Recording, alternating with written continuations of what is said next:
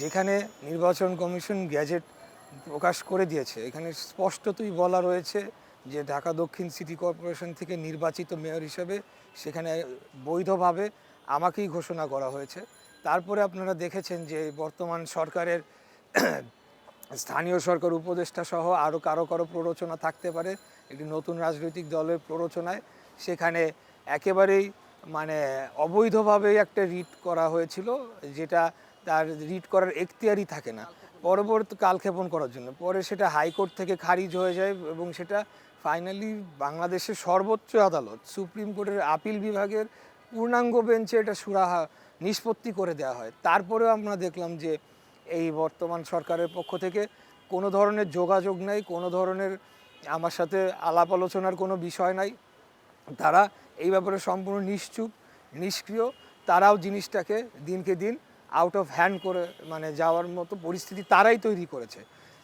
এখন আমি যদি প্রশ্ন উঠাই যে এই বর্তমান সরকার তাদের ম্যান্ডেটটা কি, সেই উত্তর কি কেউ দিতে পারবে যে বৈধ ম্যান্ডেটটা কি? তাদের ম্যান্ডেটটা এটাই যে একটা রক্তাক্ত ছাত্র জনতার গণ অভ্যুত্থানের পরে তারা একটা বিশেষ পরিস্থিতিতে তারা রাষ্ট্র ক্ষমতায় আসীন হয় এবং এই সরকার গঠন করে এবং পরবর্তীতে আদালতেরই একটা ওপিনিয়নের মাধ্যমে কিন্তু এই সরকারকে গঠন করা হয় এবং আগামী নির্বাচনেও বা নির্বাচিত সংসদেরও এটিকে র্যাটিফাই করে বৈধতা দেওয়ার প্রয়োজনীয়তা পড়বে। তাহলে এখন যারা আমার যে আমি গতকালকে আপনি বলেছেন কি আমি কোন এখতিয়ারে মেয়র হিসাবে আমি সংবাদ সম্মেলন করেছি, সেটা তো ওই নির্বাচন কমিশনের গ্যাজেটের মাধ্যমেই আমাকে মেয়র ঘোষণা করা হয়েছে বৈধভাবে। তারপরে এত কিছু হয়ে গেল, সর্বোচ্চ আদালত দ্বারা এটাকে আপনার যে গ্যাজেটটাকে সেটাকে বহাল রাখা হলো। তারপরে তো এই প্রশ্ন যারা করবে তাদের তো আসলে আমি বলবো আইদার জ্ঞানের অভাব রয়েছে, অথবা তারা হলো গিয়া আমাদের বিরোধী পক্ষ যারা চাচ্ছে একটা বিতর্ক তৈরি করার জন্য। এখানে বিতর্কের কিছুই নাই। সর্বোচ্চ আদালতের উপরে কি আর কেউ আছে? আপিল বিভাগের 7 জন প্রধান বিচারপতি সহ 7 জন বিচারপতির পূর্ণাঙ্গ বেঞ্চে এটাকে নিষ্পত্তি করে দেওয়া হয়েছে। তারপরে আবার কেন এটা নিয়ে কথা বলতে হবে, আমাদেরকে আন্দোলন কেন করতে হবে? তাহলে এই সরকার কি করছে? এই সরকার কি দেখছে না? এখানে মিডিয়ার মাধ্যমে তারা জানছে না? এখানে নগর ভবনের পরিস্থিতি কি তারা বুঝতে পারছে না? তো কী কারণে তারা পদক্ষেপ নিচ্ছে না? এইখানে স্থানীয় সরকার মন্ত্রণালয়ের কাজ কেবলই শপথ গ্রহণ অনুষ্ঠানটি করা, কোনো ওপিনিয়ন দেওয়া না।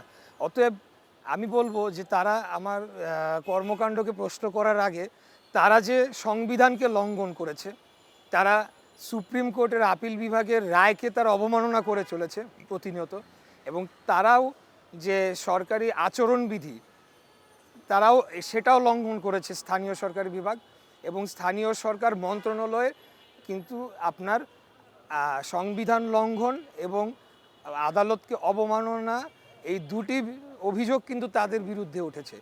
অভিযোগ তো তাদের বৈধতা নিয়ে এখন আমাদেরকে প্রশ্ন করতে হবে আগামী দিনে। আমি তো নির্বাচিত, তারা কয় ভোট পেয়ে এখানে সরকার ক্ষমতা এসেছে, তাদের ম্যান্ডেট কি?